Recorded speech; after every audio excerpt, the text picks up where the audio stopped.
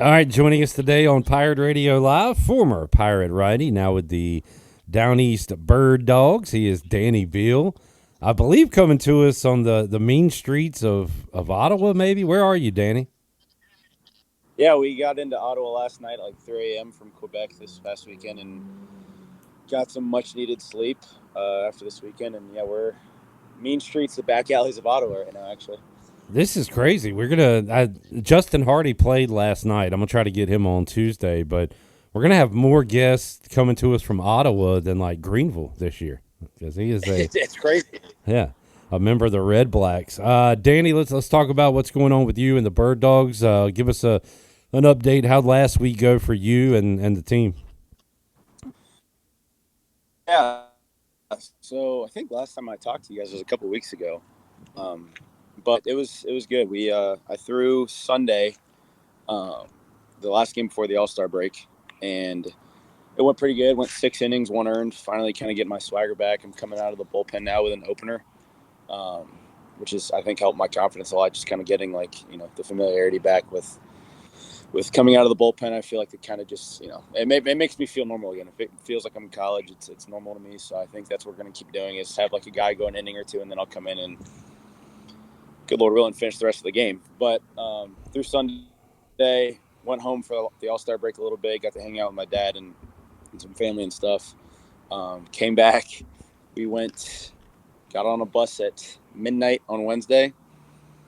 Got to Quebec at like 8:30 Mm. next night, and it was a long bus ride. I was shocked that it did not take as long at the border. It was only like 30 minutes or 45 minutes at the border to get everybody in and stuff, which was huge. But no, it was fun. In Quebec, I assume a lot of people listening don't really know, Quebec is the best team in our league. They've lost like I don't know 15 games all year. Um, their crowd is much akin to like the jungle. Like they sell it out every single night. There's like 4 or 5 thousand people there because it's the only thing that they have in Quebec. Like we we were walking around a couple times, and I think people kind of recognize us because they had gone to the games and stuff. And that is the only sport they have there. They get treated like the Yankees, and every player's popular. Every player gets their meals paid for at dinner and stuff. And Wow. I'll have to. I wish I would have taken a video so I could have sent it to you guys. But it literally is sold out. There's a beer garden down the third baseline that is opening like 2 or 3 hours before the game, and that's packed out with live music. The atmosphere is great. They have an MC that does a great job. Like it was one of the cooler atmospheres I've ever played in. It really reminded me of ECU games. But we got our butt beat Friday. They, like I said, they're really good. They had like 6 or 7 All Stars on the All Star team this year. Um, Lost 6-0. They hit like 2 or 3 hit us on Saturday, and then yesterday we beat them 9-4. Got the steal one, which was huge Nice. because we played against them 9 times this year, and we're 1-8 against them. But being able to steal one, especially on the road against those guys, I think they'd only lost like 4 or 5 games at home all year. So we had our All Star starter going yesterday, and he pitched really well, and we got a win, and now we hopped on a bus, and we're playing Ottawa this week, starting tomorrow. We got a doubleheader, and then we finish up in Trois Rivières this weekend.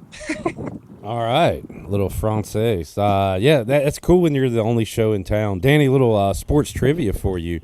The Quebec Nordiques NHL franchise moved and relocated and are this team today. What sport? NHL. Oh, and you said NHL. Quebec? Is it the Canadians? No, it's not the Canadians. Uh, Quebec. Almost Is it the positive Hurricanes? it is the Avalanche. The Avs, really? Wow. Quebec Nordiques. Huh. I had no idea. Yep, they One other relocated thing in about Quebec is like 1995. I mean, huh. And it Like sucks because they Quebec, I like mean, immediately became really good and won cups and stuff. So yeah, exactly. kind of like Exactly. the Browns and the Quebec Ravens. and yeah, no, exactly right. Because once they leave, they turn into juggernauts. Yeah. But Quebec is weird because it's like everything is in French. Everything. You go to a restaurant. I mean, it's broken English, but it's all French, and it's all like all the signs are French. Danny's breaking up on us a little bit.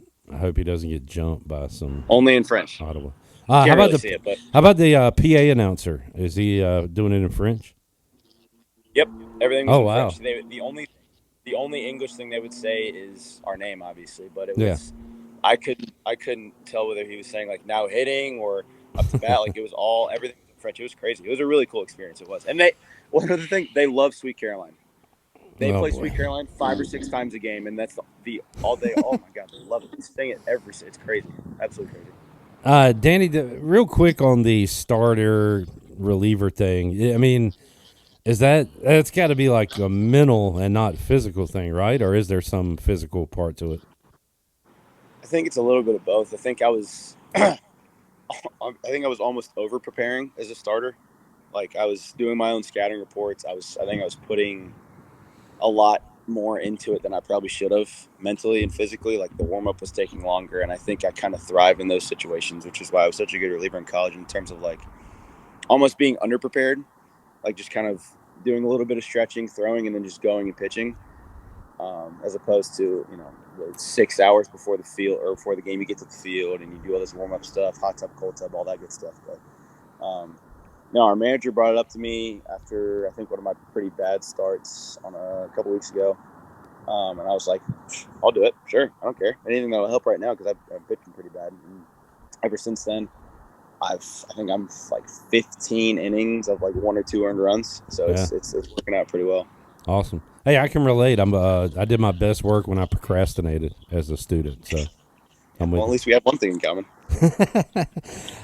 Danny, we've talked a lot of Canada, a lot of French, but we're in America. And this is America, and now we play in the American Conference.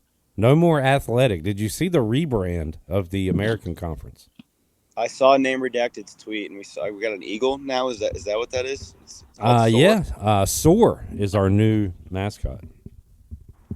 I feel like a lot of people already called it the American anyway, but I mean, if that's what they need to make more money, then go for it, I guess. Yeah, I don't know if I have an opinion on it one way or the other. I saw, and I do agree with this. When you type in AAC, ACC stuff pops up a lot. Yes, So I get yes. that.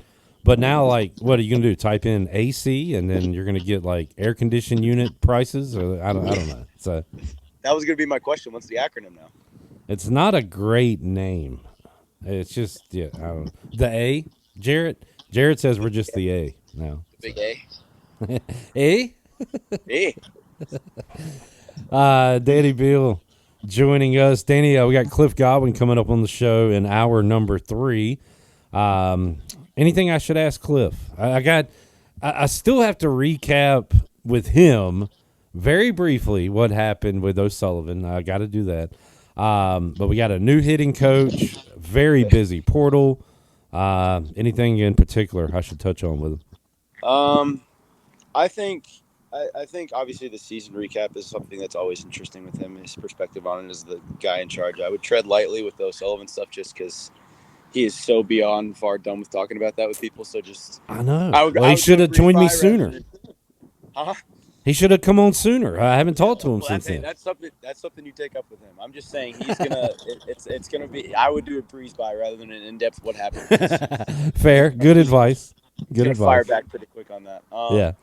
I think the hitting coach he's really, really fired up about. I talked to him briefly a couple weeks ago, and he's pretty pumped about that, as a lot of the guys are. We had another hire. You should ask about him. I don't know his exact title. I'm assuming it's something to do in the realm of player development with Coach Packard now. But no, I think just looking forward to next year, what his goals are, what his aspirations are, and just kind of checking in with him. Obviously, since you haven't talked to him since Media Day, maybe. It has been a long time. Yeah. How about Pirate football, DB, as we keep getting – how about we got one more Thursday without football on TV? Hall of Fame game is next Thursday, so that's awesome. But fun. As far as Pirates go, Phil Steele joined us on the show last week. He has East Carolina 8th in the American SOAR Conference, which doesn't sound great, but does have them played in a bowl. And it almost sounds like teams 4 through 8 could kind of go in any order in the American. But what's your take here in mid to late July on ECU football? No, I mean, I'm looking forward to it. I think the offense is going to be unbelievable. I've talked to Holton quite a few times. I actually called him after he posted that he was retiring, and we talked for a good little while after that. But, I mean, having receivers come back is a big deal. Having Caden back is a big deal. Having JDB back is a big deal because all those guys could have left if they really wanted to. I think the defense is going to be the telltale sign of where the season goes. I think we'll be able to. I think it'll be one of those seasons where like we're able to score with anyone. It's just consistently can the defense show up.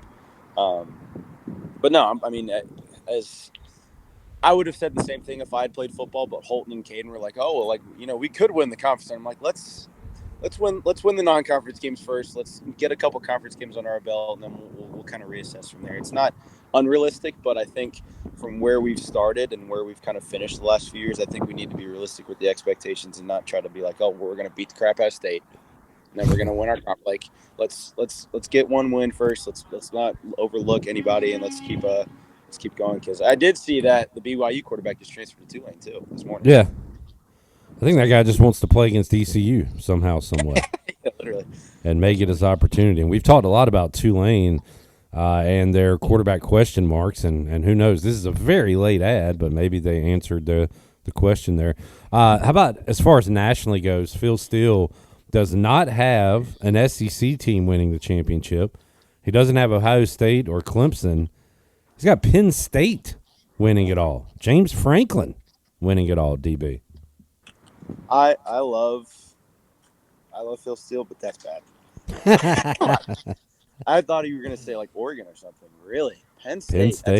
They got Aller coming back, and I guess they kind of broke the door down in terms of like their postseason suckage last year. So I guess maybe he's on to something. I don't know. And I mean they'll get there. They'll win, go at least 10-2 and get to the playoffs. So it's a matter of what you can do when you get there. Lost to what? Notre Dame in the semis last year. So yeah, I think that's what's exciting about this playoff is like more teams make it, which means more teams have an opportunity to like even be in the conversation. Like I know last year when everybody was saying, oh, when they played SMU, it wasn't like an actual playoff game. So let's see what they do against whoever they played in the next round. And then they won that. And then they gave them a good game. So it's like maybe, I don't know, maybe he is on something. I always like Oregon because I like Dan Lanning, but we'll see. Danny Beal joining us. Danny, I'm sure you haven't studied all of this right now, but you're studying Quebec hitters. But as far as like G5 team to make the playoff this year, do you go with the traditional Boise? Does it come from the American? Jeff Nadeau likes Navy this year to perhaps make it. So, like, have you thought about that yet? Who's the G5 representative in the playoff? Honestly, I don't hate the Green Wave now that they've added that quarterback, and if he fits into their system really well, I see that being a pretty cool thing. I don't. Boise's always going to be in the conversation, but what are they going to look like without Kenny? I would not be surprised if it was an American team, not American Athletic, an American team. But yeah, I think that's cool, and I'm glad that Nadeau ended up flying. So maybe he's on to something with Navy. Huge week for him last week. Huge. And he joined us here. Hey, unlike Danny Beal, he flies in a plane. Danny just takes the bus. I'm not even on a no-fly list, and I still can't get on a plane. Danny, good stuff. When are you guys coming back home, if ever? Yeah, it feels like we're here. These past 3 days have felt like so long. But we play 4 games this week, doubleheader tomorrow, like I said, and then we're back home probably like dinner time Monday, if I had to guess, because we play a late game again. So long trip for the fellas.